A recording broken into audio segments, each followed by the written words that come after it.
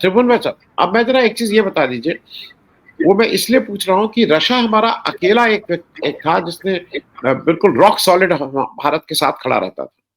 हाल के दिनों में चूंकि हम रशिया और ईरान, ये दोनों देश ऐसे थे जो भारत के साथ अच्छे बुरे सब में खड़े हुए थे। ईरान के साथ हमने अपने संबंधों को अमेरिका के चलते क्या कर लिया, इसको फिर से दोहराने की जरूरत नहीं है। 2019 में जो हमारा 18 बिलियन का ट्रेड था, वो अब 2.5 बिलियन का रह गया है। ईरान के बारे में हम क्यों इजराइल के साथ खड़े हुए नजर आते हैं, ये भी मुझे नहीं समझ में आ रहा है। इन सारी चीजों का ये लार्जर रिपरकशन है, सब एक दूसरे से गुथे हुए हैं। ईरान इजराइल समस्या, G7, ट्रंप का जाना, भारत का होना, और इन सबके बीच में मोदी जी का साइप्रस जाना, क्योंकि अभी तक कोई साइप्रस से कुछ भी वो नहीं आया है। साइप्रस से सिर्फ जो आया है कि 4 इन्होंने दस्तखत किए हैं, जिसमें सबसे इंपॉर्टेंट यह है कि एक गिफ्ट जो सिटी है गुजरात की, उसने और साइप्रस का जो शेयर मार्केट है उसके बीच में कोई संबंध का है। सबसे इंपॉर्टेंट ये है, क्या कहीं पे मोदी जी ने कहा कि भारत से भागा हुआ विनोद अडानी जो यहां से भाग गए और जिनके ऊपर इन्वेस्टिगेशन चल रहा है, जिन्होंने साइप्रस की नागरिकता ले ली है, बात तो ये भी हो रही है कि उसी चक्कर में ये वहां गए हैं। उस पर क्या कोई एक वो आया है कि मोदी जी ने बात की कि भाई हमारे यहाँ के कुछ जो भागे हुए लोगों को आपने यहाँ नागरिकता दी है, उनको आप वापस भेजिए? कुछ इस पे भी क्या कोई स्टेटमेंट अगर आया हो तो आप बताइएगा। इन सारे उसमें मोदी जी क्या वो उस ताकत के साथ खड़े दिखाई दे रहे हैं जो 140 करोड़ लोगों के नुमाइंदे को, के नेता को होनी चाहिए? सुबह वैसे हाँ, तो मैं ये कह रहा हूं कि जो ट्रंप महोदय हैं, अभी ये जो जो G7 की मीटिंग इन्होंने बीच में छोड़ी, और इसके बाद जो हालात हैं उनको अगर आप एक तरह से देखें, तो सबसे बड़ी बात ये है कि ट्रंप जो नई संस्थाएं हैं या जो अभी भविष्य के गर्भ में जो होना है उनके लिए वो बहुत ज्यादा उतावले हैं, और जो पुरानी और बहुत अमेरिका के, फ्रांस के, ब्रिटेन के, चीन के, रूस के और पूरी दुनिया के जो समर्थन से बड़ी रवायतें खड़ी हुई थी, बड़ी संस्थाएं बनी, जैसे संयुक्त राष्ट्र हैं, WHO है, अंतर्राष्ट्रीय अपराध न्यायालय है, ICC, पेरिस जलवायु समझौता हुआ, नाटो हुआ, या विश्व व्यापार संगठन हुआ, और ये जो JCPOA हुआ, TPP हुआ, INF हुआ, OPEC हुआ, ऐसे बहुत सारी संस्थाएं हैं जो बड़े लंबे समय से चल रही हैं और जो दुनिया की जरूरत थी। तो ट्रंप साहब उन सबको तो धता बता रहे हैं, उनको वो बिल्कुल इज्जत नहीं दे रहे हैं, और जहां तक हो सकता है वो उन संस्थाओं का पैसा बंद कर रहे हैं, उनकी जो पुरानी और दुनिया को एक साथ लेकर के चलने की चीजें थी उनको खत्म करने पे लगे हैं। उसमें एक सबसे बड़ी बात जो ताजा घटनाक्रम है वो ये है कि वो जो उन्होंने, उनकी सरकार ने आते ही जो निर्णय लिए, वो जो WTO के सारे निर्णय थे उसको उन्होंने तबाह कर दिया एक तरह से। पूरा एक लंबे जो दशकों के बाद एक कानून बन करके दुनिया जो एक तरफ जा रही थी, इसके बाद अब जब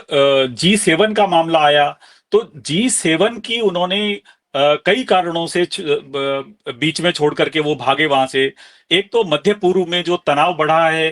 तो मध्य पूर्व में तनाव बढ़ने के पीछे सबसे बड़ी वजह अमेरिका है, क्योंकि ऐसा संभव नहीं है कि इजराइल अमेरिका की बिना सहमति या बिना मौन अनुमति के वह ईरान के ऊपर हमले की इतनी बड़ी कोशिश करे, और उसके परमाणु ठिकानों पर, उसके वैज्ञानिकों पर, और उसके जो ईरान की जो मूल जो सत्ता के केंद्र हैं उन पर हमले करे। सैन्य और जो व्यापक रणनीतियां हैं, अमेरिका ने मध्य पूर्व में B2 स्टील्थ बॉम्बर्स और अन्य जो सैन्य उपकरण तैनात किए हुए हैं, वो सारे उस जो क्षेत्रीय जो जवाबी कार्रवाइयां हैं, और ट्रंप ने राष्ट्रीय सुरक्षा परिषद को जिस स्थिति में ला दिया है, सीज फायर के जो प्रस्ताव हैं उस पर जो अमेरिका ईरान की जो मौजूदा अभी अभी इसराइल की इनकी जो स्थिति है, तो सीज फायर के प्रस्ताव पर उन्होंने असहमति व्यक्त की और बीच में वो कह देते हैं कि हाँ हाँ, हम समझौता करवा रहे हैं। अभी जिस चीज का आपने जिक्र किया था, और ये उनका बहुत हल्कापन है कि जैसे कोई व्यक्ति, या हम कहें जब हम कई बार शमशान घाटों में जाते हैं तो हम एक बेंच पर बैठते हैं और उस बेंच में 10 जगह लिखा होता है कि ये बेंच फलां व्यक्ति ने या फलां व्यक्ति के पुत्रों ने जो है वो भेंट की है। तो वो कि हाँ मैंने ये युद्ध बंद करवा दिया है, मैंने, देखो आपका झगड़ा चल रहा था मैंने बंद करवा दिया है, अब हम व्यापार करेंगे। तो वो उनका जो सबसे बड़ा मामला है वो ये है कि दुनिया को व्यापार के अलावा और उनको कुछ नहीं दिखाई दे रहा। अमेरिका का व्यापार बढ़े, हर किसी दो देशों के झगड़े हों, विवाद हों, उसमें वो सुलह करवाएं और उसके अंदर वो एक अपना मुनाफा लेकर के या अपने भविष्य की अमेरिका की चिंता करते हुए करें। उसके अंदर चाहे यूक्रेन का मामला हो, चाहे रशिया का मामला हो, चाहे भारत और पाकिस्तान के बीच में हाल ही पैदा हुई तनावपूर्ण स्थितियां हो, इजराइल और हमास के बीच के मसले हों, तो जहां जहां उनको तनाव दिखाई देता है, चाहे वो उनके पिछले जो रिजीम थे उसमें नॉर्थ कोरिया और साउथ कोरिया के मसले हों, तो वो हर जगह एक अमेरिकन जो सुप्रीमेसी है उसको रखना चाहते हैं। अब वो कभी यूक्रेन के जो प्रेसिडेंट हैं उनको कहते हैं कि हम आपके साथ हैं, फिर अचानक से पुतिन के प्रति नरम रुख अपना लेते हैं। ट्रंप ने हाल ही में रूस यूक्रेन के संदर्भ में पुतिन के साथ बातचीत की और शांति की इच्छा जताने की बात कही। यह उनके पहले वाले कार्यकाल में भी देखा गया था। तब तब उन्होंने पुतिन के साथ सकारात्मक बातचीत की वकालत की थी, लेकिन बाद के अंदर फिर वो सारा मामला बिखर गया। तो ये बहुत कुछ सिर्फ ट्रंप नहीं बल्कि एक अमेरिकन जो लीडरशिप है, अमेरिकन नेतृत्व है, उस पर सवालिया निशान उठ रहे हैं। और ये लग रहा है कि जो एक नया विश्व बनाने की कोशिश कर रहे हैं, जो नया वर्ल्ड ऑर्डर स्थापित करने की कोशिश कर रहे हैं, वह एक बहुत सुप्रीमेसी, अमेरिकन सुप्रीमेसी वाला और एक गुंडईपन वाला एक तरीका है, जो मुझे लगता है कि किसी सभ्य संसार के लिए, किसी सभ्य देश के लिए और एक अच्छी कूटनीति के हिसाब से हम उसको सोच नहीं सकते कि वो होगा। त्रिभुवन जी, मैं उस पर भी इसलिए क्योंकि उस पर बात आई गई, हम लोग इधर से करके उधर से छोड़ देते हैं, लेकिन बहुत सी चीजें एक दूसरे से रिलेटेड हो रही हैं। कहीं ना कहीं जो अभी ये जो विमान हादसा हुआ जिसमें करीब 300 लोगों की जान गई है, विमान यात्री करीब 241 और उसके अलावा जो बाकी लोग थे, उसमें भी कुछ ना कुछ विमान के में कुछ जो भी मेंटेनेंस की थी समस्या, उसमें भी सेलेबी का नाम आ रहा है, अडानी जी का नाम आ रहा है। ये सारी गुत्थियां एक दूसरे से उलझी हुई है। मैं इस बात को इसलिए इंपॉर्टेंस दे रहा हूं कि साइप्रस में मोदी जी का जाना मुझे अभी भी पचा नहीं पा रहा हूं। मैं ईमानदारी से बताऊं, मैं नहीं पचा पा रहा। साइप्रस कोई कनाडा से लगा हुआ देश भी नहीं कि वहां जा रहे थे तो चलो यहां से होते हुए चले गए। भारत में कोई आ रहा है तो नेपाल भी हो लिया, श्रीलंका भी हो लिया, बांग्लादेश भी हो लिया, समझ में आता है। साइप्रस कहां और कनाडा कहां, दोनों में कहीं कोई मतलब हजारों मील का अंतर। वहां पे मोदी जी का जाना, उनको एक वो जो राष्ट्र अपने देश का सम्मान भी दे रहे हैं, वो भी सबसे बड़ा सम्मान नहीं दिए, एक छोटा वाला सम्मान उनको दे दिए, उसी में मोदी जी का खुश होना। 9,23,000 लोगों का देश, 9,23,000 लोगों की कुल आबादी, मतलब हमारे यहाँ के जो एमएलए हैं उनका इससे ज्यादा बड़ा वो क्षेत्र होता है। हमारा कोई भी जिला उत्तर प्रदेश में 9 लाख आबादी वाला नहीं, कोई भी जिला। ऐसे में और ये सारी बात मैं इसलिए कह रहा हूं कि विनोद अदानी जब हिंदुस्तान से भागे, उनके ऊपर जब ये बार बार हुआ कि उनको लाके उनसे पूरी कार्रवाई चल रही थी, उनको अपने एविडेंसेस देने थे, अपनी गवाही देनी थी, वो यहाँ से भाग गए। 2016 में अप्लाई किया उन्होंने वहां की सिटीजनशिप। साइप्रस ने सिटीजनशिप दी क्योंकि गोल्डन वीसा, गोल्डन पासपोर्ट बोलते थे, पैसा देके आप ले सकते थे। लेकिन 2020 में उसी साइप्रस ने वो गोल्डन पासपोर्ट बंद किया, ये कहते हुए कि बहुत से एंटी सोशल और क्रिमिनल आके हमारे देश में ये ले रहे हैं, इसलिए हम इसको बंद कर रहे हैं। मुझे ऐसा लगता है कि इस पे भी एक हम लोगों को बिल्कुल टिप्पणी करनी चाहिए कि आखिर कोई ना कोई ये विनोद अडानी वाला कनेक्शन, मैं इसको मानने को नहीं तैयार हूं कि ये कहीं ना कोई कनेक्शन है, चाहे साइप्रस उनको निकालने के चक्कर में हो या हालांकि रहते तो वो दुबई है, लेकिन वो नागरिक साइप्रस के। मैं एक छोटी टिप्पणी इसमें भी चाहूंगा और बाकी तो जो हम लोग बात कर रहे हैं उसी पे अगर आपको कुछ और कहना हो।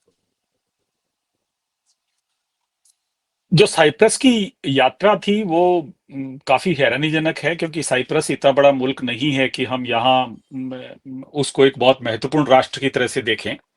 साइप्रस की यात्रा के पीछे इन लोगों का जो तर्क था वो ये था कि वो जो तुर्की की जो भूमिका थी अभी पिछले दिनों भारत पाकिस्तान जो झड़पें हुई उसके अंदर भारत पाकिस्तान तनाव के दौरान, तो तुर्की के खिलाफ एक ऐसे अभियान भारत में एक खास वर्ग ने चलाया जैसे वो कोई तुर्की जो है चीन से बड़ा देश हो गया है, क्योंकि चीन के बारे में तो चुप्पियां थी लगातार, जबकि चीन ने ज्यादा मदद की थी। तो इस साइप्रस यात्रा को तुर्की के प्रति एक बताया गया कि एक रणनीतिक संदेश है, क्योंकि तुर्की और हाल ही में भारत पाकिस्तान जो तनाव के दौरान ऑपरेशन सिंदूर के मामले में जो भूमिका थी उसे देखते हुए तुर्की ने पाकिस्तान का समर्थन किया था, और तुर्की ने कश्मीर के मुद्दे पर भी पाकिस्तान का साथ दिया। ऑपरेशन सिंदूर के दौरान पाकिस्तान को ड्रोन जैसे उपकरण दिए। तो उसमें ये एक तर्क निकाला गया कि साइप्रस और तुर्की के बीच में 1974 में, अब से कोई 50 साल 51 साल पहले एक बार तनाव पैदा हुआ था, और साइप्रस भारत के साथ आतंकवाद विरोधी और कश्मीर मुद्दे पर अगर सहमति देगा, मदद देगा, तो एक 51 साल पुराने जो एक रिश्ता है, जो जो दुश्मन का दुश्मन दोस्त है वो अपना दोस्त है। तो एक तो तर्क ये इस तरह का कहीं बीच में खबरों में सामने आया था। दूसरा ये है कि भारत मध्य पूर्व यूरोप आर्थिक कॉरिडोर जो है IMEC, साइप्रस भारत के लिए बहुत महत्वाकांक्षी कॉरिडोर में एक बड़ी कड़ी है, और ये भारत को मध्य पूर्व के रास्ते यूरोप से जोड़ता है। साइप्रस की भौगोलिक जो स्थिति है, खासकर पूर्वी जो भूमध्य सागर है, इसे उस कॉरिडोर के रणनीतिक सफलता के रूप में देखा जाता है। वो उसका एक लॉजिस्टिक हब बनता है, और जो लॉजिस्टिक हब होने की जो सूरत है वो वही है जो आपने एक आशंका जताई, क्योंकि लॉजिस्टिक हब में हमारा देश कोई सरकार तो उसमें काम करेगी नहीं, उसमें व्यापारिक घराने काम करेंगे, बड़े कॉरपोरेट्स काम करेंगे, बड़ी डील्स होंगी। तो जो मोदी और साइप्रस के राष्ट्रपति निकोस क्रिस्टोडोलिदेस ने इस जो कॉरिडोर को आगे बढ़ाने की जो एक बात की थी, वो कहीं आर्थिक और व्यापारिक सहयोग की तरफ जाती है, और वो आर्थिक और जो व्यापारिक सहयोग है वो किन के साथ जुड़ा हुआ है, उसमें एक जो हमारे नए रिजीम की जो नीति है पिछले 10 साल से 11 साल से जो चल रही है, उसमें दो चीजें बड़ी स्पष्ट हैं। एक ये है कि उस दौरान पहले पुराने समय में जब भी प्रधानमंत्री बाहर जाते थे तो वो पत्रकारों के एक समूह को साथ लेकर जाते थे, और बाद में ये प्रचारित किया गया कि जब इन्होंने पत्रकारों को साथ ले जाना, मीडिया के लोगों को बंद कर दिया, तो कहा गया कि ये मुफ्तखोरी की जो चीजें थी वो बंद कर दी, जबकि उसका पहलू शायद कुछ और था, क्योंकि मीडिया के लोग साथ जाते थे तो वो साथ जाने वाले कारोबारी घरानों के लोगों को, दूसरे लोगों को, कौन साथ जा रहे हैं, वहां क्या गतिविधियां हो रही हैं, किनसे मिला जा रहा है, बहुत सारी ऐसी चीजें सामने आती थी। तो इसी तरह से जो हमने ये देखा था कि CII और जो व्यापारिक जो दूसरे संगठन हैं, उन उन सब के लोग भी उसमें बड़ी संख्या में साथ जाते थे। लेकिन अब शायद वो चीजें सीमित हो गई हैं और बहुत गिने चुने लोग